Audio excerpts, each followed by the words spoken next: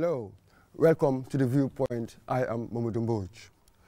It is through the media that the country holds its intellectual conversation, and the more diverse the voices, the better.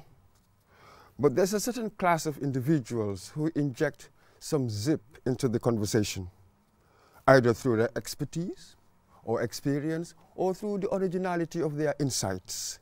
Here, I'm talking about public intellectuals. They bring down ideas from the ivory tower and package it for social and public consumption. Alert and engaged, such people bring exactly what the public conversation needs: ideas, perspective, criticism, and commentary. Today, on the Viewpoint, I think I have exactly such a person. He holds a doctorate degree in development economics. He has worked for the African Development Bank. He has worked for the UN. He has worked for the World Bank and Columbia University. He's currently a consultant, and I also understand he runs a farm. I'm talking about Dr. Usman Gajigo. Welcome to the Viewpoint. Thank you for having me. Thank you. Yes. I hope you don't mind me calling you a public intellectual, because to some people, the term connotes a kind of easy pontification, commentary without responsibility. Some people put it that way. Right. So what do you think about this role of the public intellectual, first of all? Well, I'm a bit nervous that when you call me public intellectual, because I actually don't see myself in that way. You see, I use it to sort of, sorry, just to make a distinction. Right. With, for instance, the academic one. You will write your books, but perhaps only other academics will read it. Right. You know, that sort of thing. But you have somebody who would write in the newspapers and then, you know, try to be one of the opinion formers and that sort of thing. Right. I think they refer to such people as public intellectuals. Okay. I mean, in that case, then that's fine, because when I write my articles in regular newspapers, my audience are the everyday person, the Gambian, the average Gambian. In fact, recently, I mean, I have, you know, pretty much stopped writing for, you know, peer-reviewed academic journals, because I'm no longer in that field. So, given that I'm back in the country, I'm doing work on my own farm. You know, I feel that the audience I really want to reach is the average Gambian. So, you know, if you characterize it that way, I will reluctantly accept. Thank you very much. Yeah. Let's cut to the chase. When Barrow was sworn in, yes, in 2017, what were really your expectations? My expectations were very, very high, because I thought, you know, after 22 years, you know, we've had a lot of time. The whole country, I mean, it doesn't matter what you were doing, what level of, I mean, whether you were in government, out of government, you know, whether you were rich or poor, we've come to a common understanding, I think, what was wrong with the Jammeh government. And so there was this expectation, and I don't think I was alone in having these high expectations that there would be, you know, basically Jammeh was just taking us, the country, into a dark, you know, we were in a dark spot. We were going in each year into a very darker area.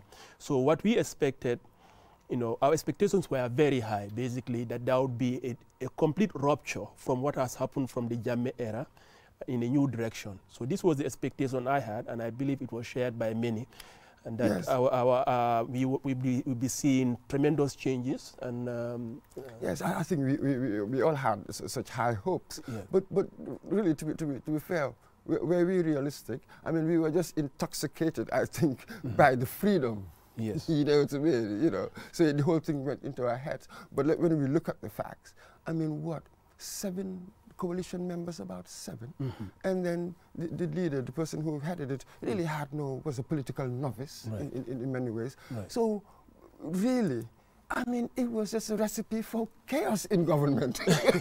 We all know what happens with coalitions when they get into government. Right. So perhaps the fault lies with our high expectations. Perhaps it's time to adjust.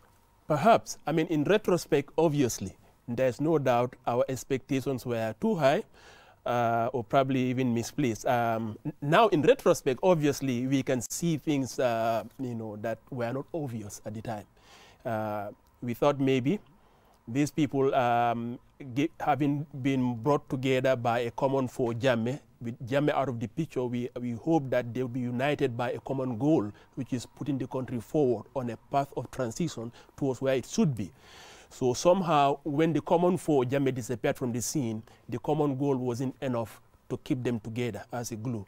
So in that respect, obviously, I think we were wrong in our assumptions. We were wrong in our in our belief in the ability of Barrow to get anything done. We obviously thought maybe this guy coming from the private sector, having done something, no matter how small, he didn't need to be. You don't need to be in government to know how to run the government. You just need to be competent. So we clearly overestimated Barrow's competence, his grasp of things. So in a way, yes. I think our expectations were a bit too high in retrospect. Yes, but I don't think they were unreasonable. Okay, granted, fair enough. So the coalition, as coalitions, as normally happens yes. in government, they just disintegrated. There isn't much to talk about today, really, not much about coalition. Right. But one wonders, if he gave us a national development plan, what the priority areas and the like, but somebody looking at Gambia, the state of Gambia then, what do you think that would have been achievable perhaps in 3 years? After all, they canvassed for our votes based on the 3 years. Right. So an economist looking at the state of the Gambia then, what would have been achievable? What should the national development plan, what should it have looked like? It seems as if he was looking for 5 years, not just the 3. Actually, Barrow had very little to do with the development, the NDP, actually. Putting it in motion, the process of drafting the whole thing started well before Barrow came. You know, it was actually in the final stages when Barrow came to power, because the lead up to the drafting of the National Development Plan was a key document called the Development Finance Assessment, which I helped draft, which was basically to look at the assessments of the sources of funding for national development. That a lot of these consultancy works are funded by UNDP. So UNDP had started engaging with the officials at the Ministry of Finance, who largely remained the same even after Barrow came. But before Barrow came, while Jammeh was there. So just a little bit of correction. So the development plan really, the State House wasn't that engaged in it. Had nothing, the vision there wasn't that of Barrow or of the coalition. If you had brought in a new government, you would have the same NDP as we have today. In fact, I can guarantee you, if Jammeh had stayed in, this same NDP is the same document that would have gotten out. So it was for a 5-year period, isn't it? Yes, generally, this NDP is part of what is done occasionally every 5 years. Normally, it's for 4 years, actually. It's called the Medium-Term Development Strategy. Before the NDP, you had what was called the PAGE, Program for Accelerated Growth and Employment. You had page 1, you had page 2, and now you had the NDP. And I'm sure in 4 years, there'll be NDP 2. These documents really, I think it's a mistake for people to put a lot of hope on them. Of course, the National Development Plan, the NDP, is the overall, the country's development objectives for the medium term, right? But this document was written by a consultant, actually a Gambian, very smart Gambian, who wrote it. But if you read the NDP, what do you find? You find that they have a list of priority areas. And in that list of priorities, yes, I think they mentioned. Yeah. But go through that list. What you find is that every single sector of the Gambian economy is there. If everything is a priority, what is, the word priority has no meaning. So the point about the NDP is just a document, a piece of document, just like you'd have a development strategy for, a sector strategy for education, for health, for security, for, for agriculture, environment. What matters, it's just a piece of paper. You can bring somebody bright and they can draft a well-written document. What matters is how you implement it. So there's no need really to try to draw political capital from it. We're trying to make it Barrow's NDP, we support Barrow's NDP. So that is that. Yeah, pretty much. The shenanigans. Really. Yeah, basically, anyone who tries to campaign on what the NDP promises is really showing how clueless. Because the NDP will just list, we want to do this and this and this. But if you go back to NDP's predecessors, which is page 1 and page 2, they have largely the same sort of development aspiration, the same sort of goals. But in none of those development strategy papers have we achieved what was written in them. So, like I said, these are just pieces of paper that you can write whatever, have very unrealistic goals in them, which you never, if there's anything consistent about our medium-term development strategy papers, of which the NDP is the latest one, is that we have never, ever achieved their development targets. Absolutely. So this is it. We put that one to bed. So when he came on, at what point did you have any indication? Did you begin to see that, oops, this guy is going off course? Almost immediately. I mean, one of the first things that shocked me was that looking at the breakdown of the ministries, the current, the structure of our ministries, in fact, do not make any sense. There are some ministries that you shouldn't have, but Jammeh did all of those things. And I expected, at the very least, when the new government comes and they're announcing cabinet members, there'll be restructuring in some ministries. First of all, you do not need a Ministry of Higher Education separate from Ministry of Basic Education. Right now, our biggest problem, there are a lot of problems in higher education, but the best way to address the education sector in the Gambia is have education at most as a directorate within a general Ministry of Education. Mm-hmm. But maybe, but that's it, you said they shouldn't have the separate the Ministry of Higher Education. It's a specific, but why not? Why shouldn't they? No, you see, the problem is anytime you create a ministry, you know, there is a reason, not only ministry, for that matter, any government entity or unit, whether or not it is needed. The first thing any organization, this is fundamentally true of any organization, the first thing is to demonstrate and prove that they need to exist. So if they are really not needed, if it means engaging in wasteful and useless activities or funding wasteful activities, they will do it, because the more you are seen to be doing something, the more you can give of superficially reasons for your existence of being there.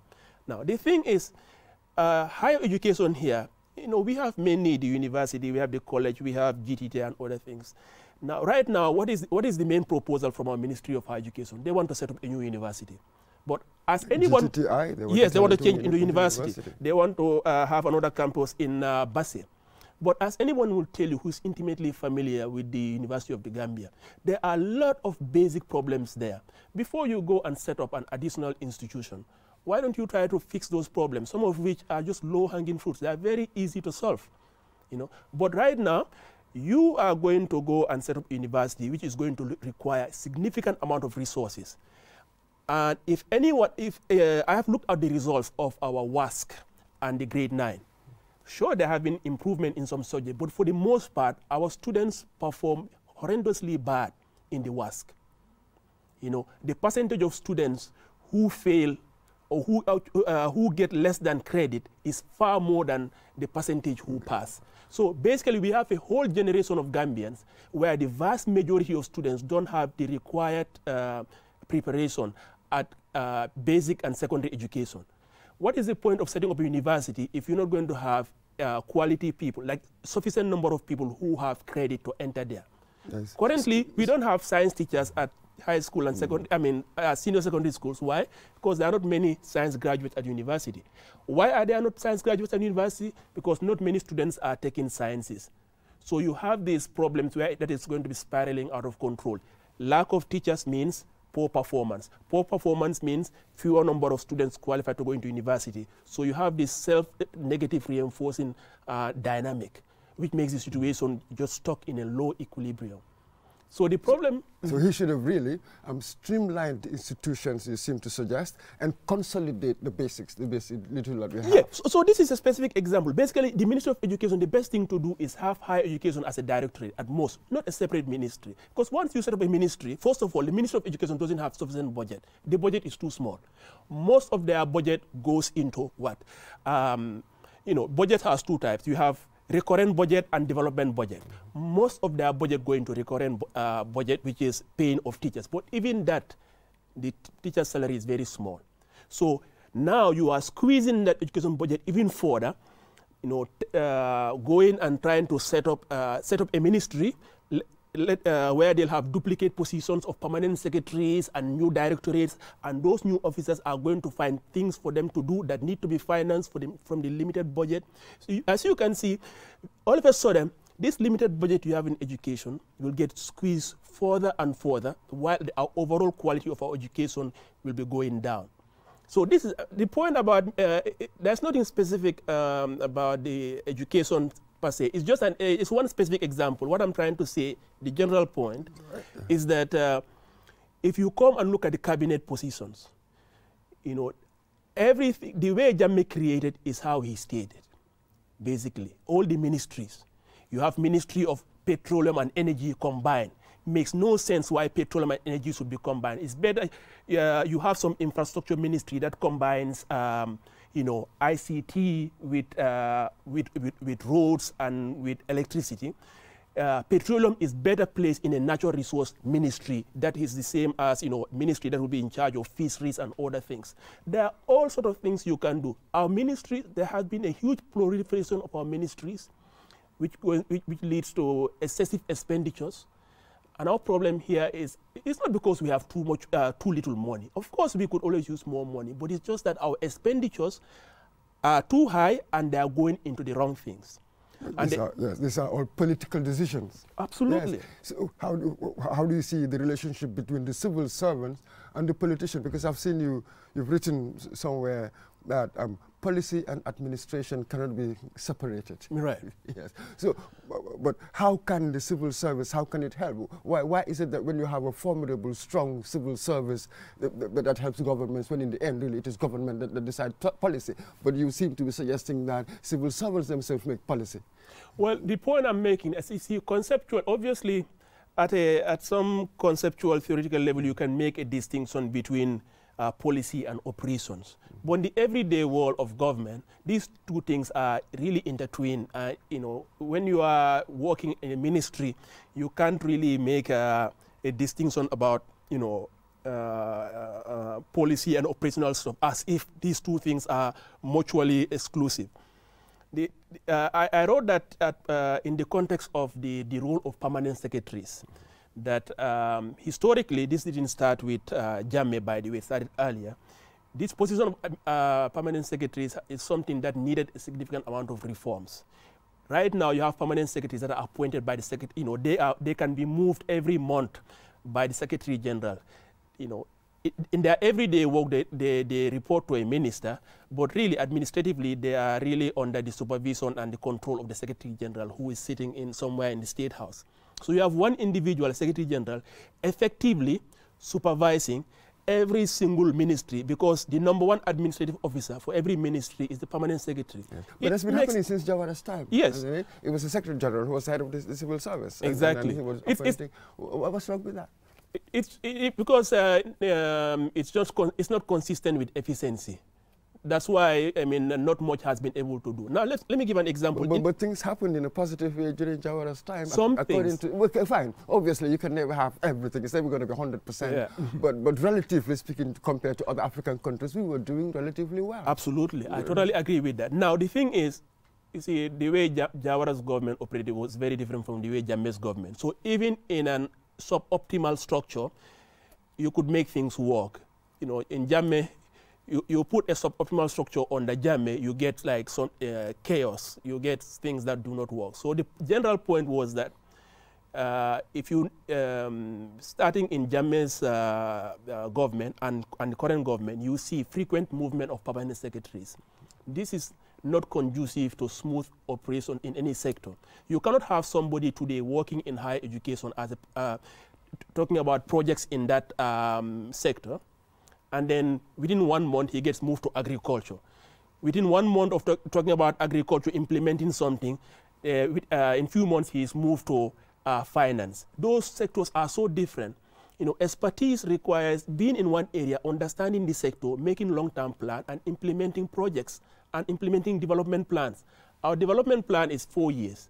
Now, if you put a permanent secretary in petroleum, you know, few months later you move him to finance, and another few months later you move him to Ministry of Industry. Then after that you move him to agriculture.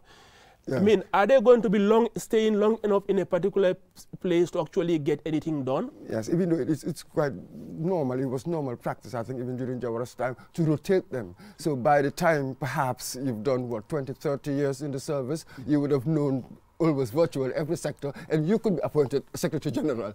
So, but here you are right. I mean, the 4 months, imagine 4 months, is quite ridiculous, really. Yeah. The concept is okay, it's been done but all over, but the 4 months is quite interesting. Yeah, it's interesting your point. You are saying they were rotating them around so that they know every sector. Now, let's look at that. Should the goal be to put permanent secretaries to learn every sector, or the goal be for them to be effective in delivering the development targets in whichever ministry they are put in? It should be the latter, no? But it's a similar thing in Britain, for instance. What would you inherit? So you have the cabinet secretary, I think, who is the head of the civil service, and then, yes, they do tend to rotate some of these things. You may do, I do not know, 3 years, 4 years in one department, go on to another one. That is not a bad idea, because essentially you are into administration, aren't you? It is the government of the day that comes with their policies. Right. So you just help them implement. What do you say to that? Well, they may do things differently or similarly in UK, but you know, we have to look at what that. Yes, we have to look at what works well in our context. Now, in our context where we have significant capacity constraints, where you know basic things that will be taken for granted in UK, like we really have to get done, it will be important that we are conscious and selective about what we continue from them as a tradition, and what we, what we decide, fits our circumstances. And I think frequent rotation of permanent secretaries, something that started earlier, but it got really exacerbated during the Jammeh government, and hasn't stopped, has gotten even worse under Barrow, is something that is not consistent with efficient operation in the civil service. Yes, I've got your little quote here. Government is clueless about what constitutes effective administration system as far as the top echelons of the civil service concerned. Right. So, and you still stand by that? You haven't seen any changes? No, they have absolutely not, because most recently when they reshuffled the permanent secretaries, they reshuffled, I believe, something like almost 10 or so. I mean, you had people who, there were people who were moved from regional government to forestry, some from agriculture to petroleum, some from finance to others. I mean, and while some had been there in the other ministries less than a year, rationales were not provided as to why they were moved. If somebody wasn't doing a good job in a particular ministry, the thing is to remove them. There are procedures and processes for removing somebody. If permanent secretary A is not doing well in ministry 1, if you move him or her to ministry 2, all you've done is that shifted the problem from one ministry to another ministry. So to me, it's definitely not. It's not logical to me that you are expected to get any efficiency in government operations if you keep moving people around, because after all, people are supposed to have expertise, right? I mean, you have some people who have training, a master's degree in health, some master's degree in education, some agriculture. Now, it seems to me if you are moving people around at the top level of government, at any time they can be moved, it seems as if you are saying expertise doesn't matter, If I have a background in development economics and it's decided that maybe I fit much better at the Ministry of Industry or Ministry of Finance, then within 1 year I am moved to fisheries, or another time, next thing I know, I'm moved to let's say I don't know anything about agriculture, they put me in agriculture. I mean, is my background really consistent with the new position? I would think not. So you think there's a problem with good governance, because this is all part of good governance, and it seems to many that for the national development plan, for us to realize the outcomes set out to achieve, it's really good governance that's at the base. Without good governance, possibly nothing will move.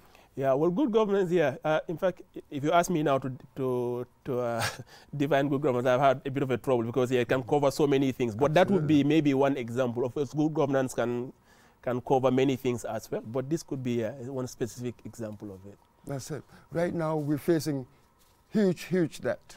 Mm-hmm. That's really the challenge for us. We understand that because of that, it is overcrowding governments, from spending. Really, it's taking over all of the money, so we cannot spend in the sectors that we need, health, education, and the like. Given what we are, you are an economist. What do we do? How do we sort this one out?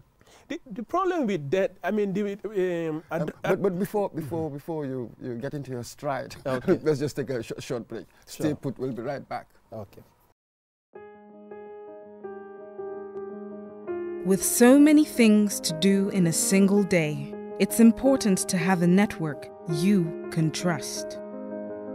When there's family and friends to connect with and business calls to make, you need a network that is reliable and fast. Talk longer, browse faster, go farther, and roam wider. When your network is solid, the world is your oyster. QCell, your trusted network in the Gambia.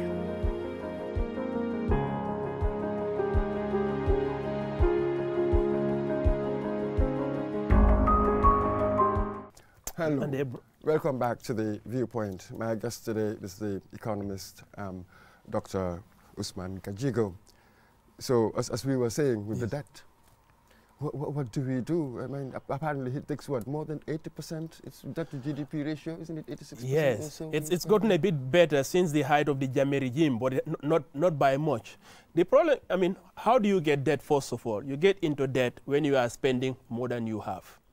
Now, it's true that we are a poor country. Our sources of revenue are what? Our tax revenue, development assistance.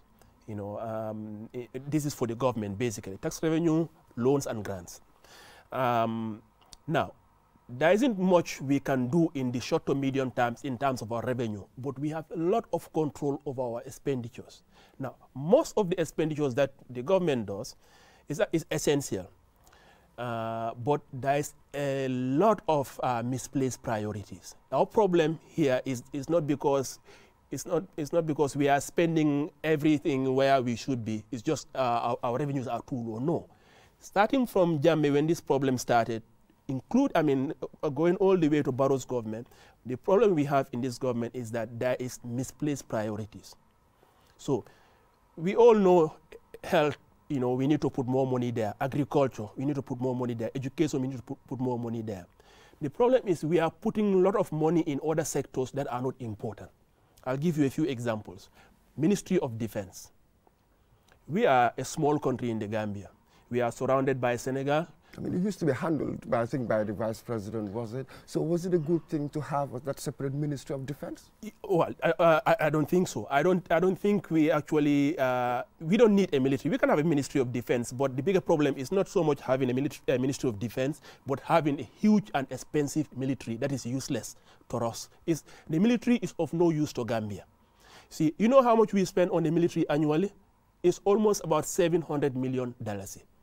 It's more than what we spend on the Ministry of Industry and Trade, for example, and we are a poor country.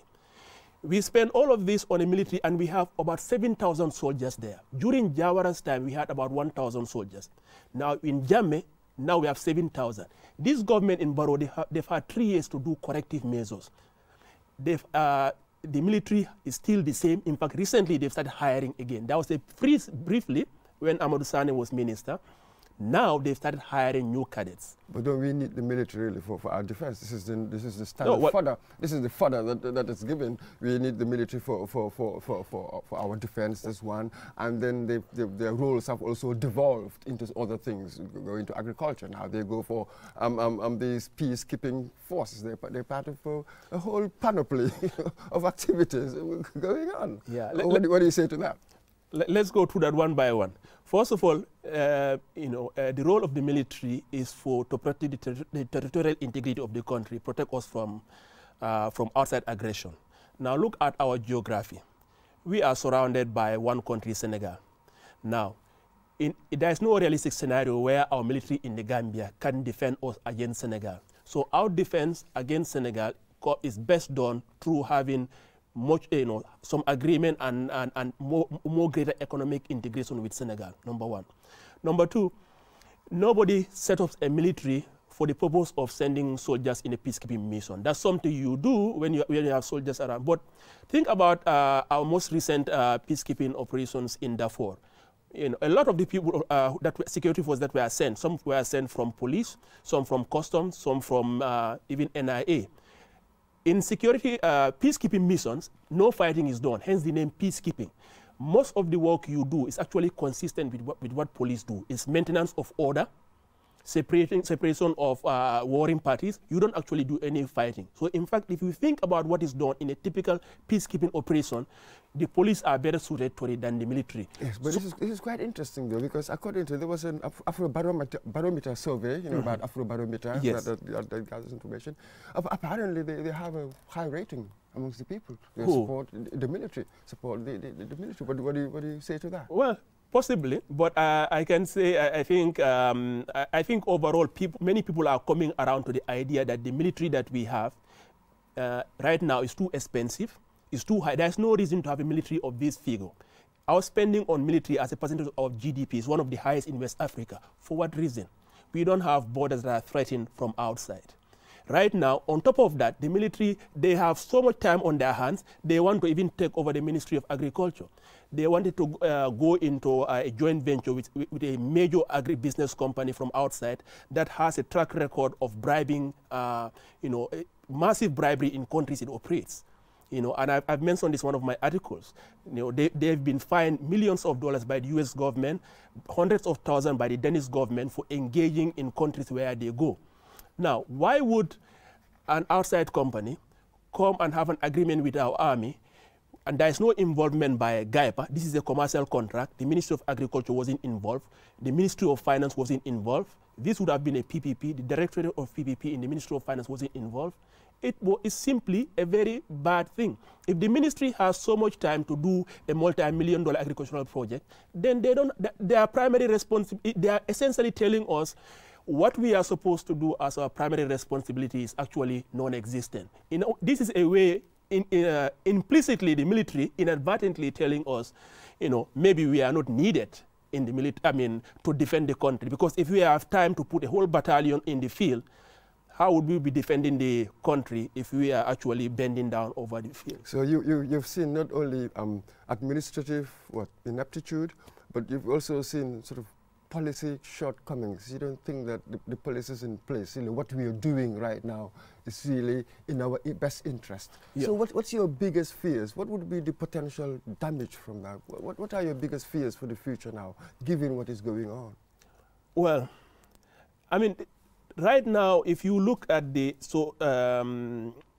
the other point I wanted to make in terms of expenditure was to say that Ministry of Defense was one of many areas where we have excessive expenditure that is not needed, and as a result we are running debt that we should not have, or that should be lower than it is. But okay, going along this line, if no reforms happen, especially with regards to the military right now, you see, the military should have been significantly reduced. Because ECOMEC will have to go sooner or later. Yes. They've extended it. No, if they go, but you know, you have to reduce them significantly. You have to reorient them. You know, they have to be much smaller than they are. They need to. Right now, you have a lot of senior people in the military who occupied that position during Jammeh's time. What they believe is consistent with the role of the military, they still believe that now. They have not gone into any reforms. You've had senior officers in the Gambian army going on TV saying what they would, giving threats against demonstrators. Demonstrating in a democracy is legal. Nobody should be threatened for doing that. A military that knows what it's supposed to do would not make that. Even if a civilian authority asked them to go on TV, they would say, no, this is not consistent with our mandate. So the fact that you have military officers actually doing that, whether or not they were encouraged by the civilian authorities to do that, means that we have a military that is completely unreformed, that has notions of their responsibility that is not consistent with constitutional democracy. You know, right now, I mean, even during TRRC, you hear soldiers saying that it is consistent with the Constitution, you know, for them to go and engage in other activities, which is completely, different from what a military should be doing in democracy. So there are a lot of dangers to this. You know, you have... particularly, this was really what you were alluding to, especially when you said, you quoted the military officer who said that was really this 3-year Jatna thing. Right. That's really the elephant in the living room. Exactly. we have to touch it. And it's a potential trouble spot. Right. I'm sure it was in this context. I hope they got the message, because a lot of people protested. But that's just one example. There are other examples. I have a farm and orchards up country, and I travel along this road from here to Basse, from here to Farafenni all the time. And to this day, you still have military checkpoints. Why do we have military checkpoints in the country when we are not in a state of emergency? Take Kalaji, for instance. The military checkpoint is like 100 meters from the police and the immigration checkpoint. Why? If you are traveling, as long as you are not a government official, you must stop at these checkpoints. You know, and a military doesn't have the right to be stopping vehicles, detaining them and searching them, but they actually are doing that. They are stopping vehicles, and if you do not stop when they tell you to stop, they will detain you. They've pointed guns at people, including me. I have an incident where a military officer actually pointed a gun at me because he said that I didn't stop when he told me to stop. Now, should we be having situations where military officers are arresting people when you have internal security units like the police? That means the military still now is completely unreformed. Completely. Yes. So what next? This is what we are saying. Were you surprised when Barrow recanted on the 3 years?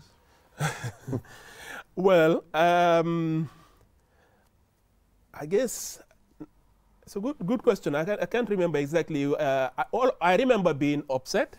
So maybe my feeling of being unhappy and angry overshadowed made it difficult for me to remember whether I was surprised or just sort of saying, oh, expected this. But nevertheless, whatever my initial feelings were, I was definitely, it was a massive disappointment. Because, see, when you have when politicians start believing that they can come and make any sort of promise and then recant, and then there are no consequences, it basically opens the door to all sorts of opportunities to come. See, the problem here would not be only restricted to Jammeh. We need to think long term.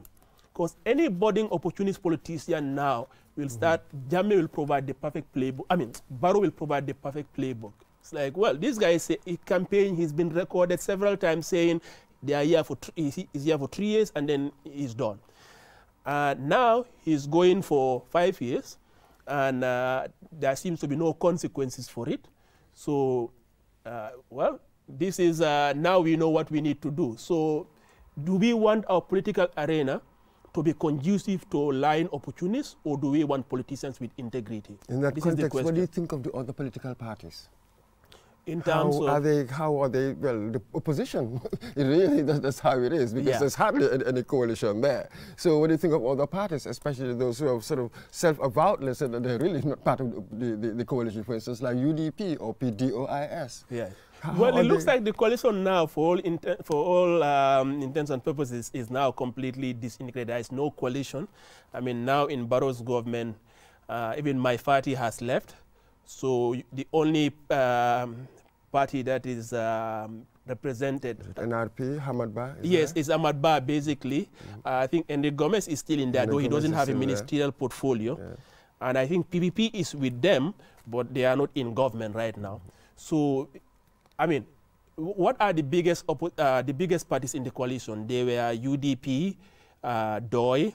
I think these were the biggest one. Yes. Yeah, because I mean, I think DOI and NRP are probably equal in size, probably. So if you remove UDP from there, you remove DOI from there, you are left with which party? That's it. And perhaps the more fundamental problem here is this. For instance, parties are not, there's no spectrum, that axis of left-wing party, right-wing party. So there's no ideology. So one doesn't really know what separates one party from the other, apart from the personalities of the leaders. Yes. So it's a very curious market there, because what do you look for but the personalities.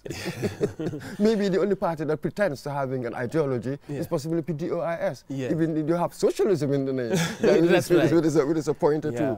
too. So maybe we need to mature. The whole political landscape needs to mature to a level where we'll be glued more by political ideologies than anything. I don't bemoan so much the lack of the absence of ideologies. If it's there, if it comes, and fine. I mean, it will bring quite a bit of discipline in party affairs. But I think what's more important is having, you know, parties that really are structured, that are not built around an individual, that are built around, you know, goals, achieving well-articulated goals, having a party structure where, you know, the party's existence, what it says, where it stands, is not dependent on one person. I think it's important. I think I would really settle for those. I don't really care if they have ideologies, but a lot of these parties now, if you remove the figurehead, one person, there is no party left. So we need to have it's good to have a party structure. But that's my fear, because there's nothing to glue them together. I mean, ideas really should be the heart and soul of the party. Absolutely. And then I buy into the ideas, then I join the party. So without that spine, then really there's nothing to keep it there but the personality. Absolutely. No, in that you are totally correct. I totally agree. And I think at some point the country needs to move into that. And what will help the country move into that is when we have competitive party system. Yes, so anytime you hear a new party being created, consider it a good thing. If somebody comes and forms a crappy party without any clear articulations of visions and goal, without any good structure, they should, like, in political evolution, they should just die off. That's it. If somebody sets up a party that is built around well-articulated goals, a vision that will definitely move the country forward, and it's not based on like one individual, but on this shared vision and goal, then chances are people will come to see what that party stands for, and hopefully they'll get the vote that they need to be a force in party politics in the country. So I think... then here we need civil society. You need us, the ordinary citizen. Only we can change things. Absolutely. What would attract me to one political party or another? Then we like to hope that it is not going to be tried, because we've already agreed about the ideas. Right. Then this can cut across. Right. These are really the things that can cut across tribes, and then really the politics will begin to mature. Absolutely. And then perhaps good governance will come in. Without that, we are unlikely to succeed much. But perhaps what I want to ask you finally, we're coming to the end of the program. Internationally, what should be our relationship with the international world? Recently, you see what China, they're all coming now over to Africa. Mm-hmm. Now Russia, we've just had the Africa-Russia summit. Mm-hmm. What do we want? What must we ask for from them? Be it the Chinas, be it the Russians, be it, I don't know, EU. Mm-hmm. What really do we want? I mean, obviously funds. Yeah. That's one thing, but is that it? Well, and are we willing to pay the price? We are in like a bind. Well, no, I think the way to look at this is, first, internally you have to know, I mean, where you are as a country and where you want to go. See, where we are developmentally and where you want to go. Once the country is quite clear about what sort of development trajectory you want to be on, some of these things, how you relate to other countries, just the appropriate path just present themselves.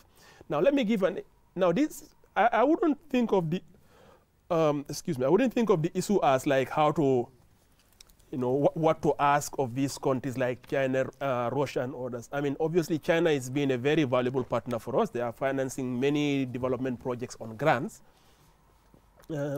Internationally, one thing I want to emphasize, that I've written about, I know you have not asked for this specifically, is that we seem to be having a misguided in terms of like setting up embassies all over in places where they are not needed. Embassies are expensive. The amount of resources we spend in Ministry of Foreign Affairs is too high. It's higher than many other ministries that are of far more pressing needs for us. We have embassies in Russia. We don't need one there. We have a UN mission in New York. We have an embassy in DC. You can have one office that does does both of those things. We have embassies. We have recently had an embassy in Malaysia that had to shut down because of lack of funds. Why do we have it there? Perhaps we could have used more of the diaspora. That's another huge group that perhaps we haven't really used in the way that we should. Yeah, no, I mean, creating the right infrastructure sure. to really benefit far more from the diaspora. You could. There are ways of. There are a lot of ways we could be. Quite.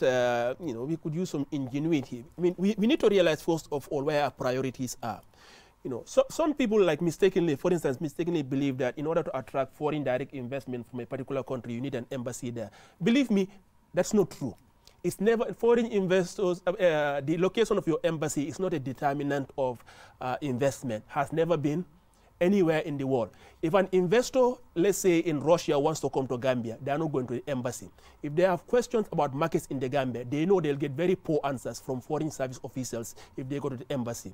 The way you want to know is you come and do your market study here. You talk to other private sector, other investors here.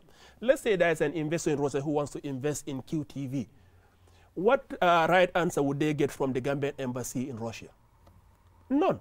What's the thing that they are supposed to do? Come straight here, maybe talk to people in Gaipa, talk to people in the industry here. The same thing for agriculture. See, embassies, you need them. Foreign relations, you need them, obviously. But you also need to know your abilities, your circumstances. And we are not a country that can have 30 embassies. We should have far less than that. We've come to the very end. Maybe one final question. What is Barrow doing right? Have you seen anything, single thing, a little chink? that he's doing right? Yes. I have to get back to you on our next program on that. Thank you very much, Dr. Usman Gajigo, for joining us today on the Viewpoint. Thank you for having me. Thank you very much, viewers. I hope to see you next time. Bye-bye.